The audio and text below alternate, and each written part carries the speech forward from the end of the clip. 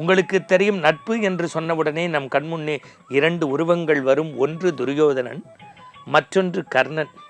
கார்த்திகைக்கு பின் மழையில்லை, கர்ணனுக்கு பின் கொடையில்லை என்பார்கள். துரியோதனிடத்தில் ராவணனைப் போல 1000 தீய செய்திகள் இருந்தாலும் அவற்றையெல்லாம் விஞ்சி நிற்கக்கூடிய நல்ல செய்திகள் எடுத்தனி நாம் சொல்லிவிடலாம்.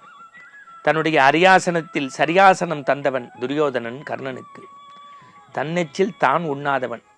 இன்னும் பல பேருக்கு அந்த வார்த்தை புரியப்படவில்லை. தன்னெச்சில் தான் உண்ணாதவன் என்றால், தலைவாளை இலை போட்டு உணவு சமைத்தால் ஒரு முறை உண்ட உணவை தன் கையால் மீண்டும் அதே உணவை எடுத்து உட்கொள்ளாத அளவுக்கு ரொம்ப தூய்மை பராமரிக்கக்கூடிய ஒப்புயர்வற்ற துரியோதனன் தன் இலையில் பகிர்ந்து உண்ணக்கூடிய பாங்கை தன் உடன்பிறவா சகோதரனாக நினைத்த, நட்புக்கு இலக்கணம் வகுத்த கர்ணனுக்கு மட்டும்தான் கொடுத்தான்.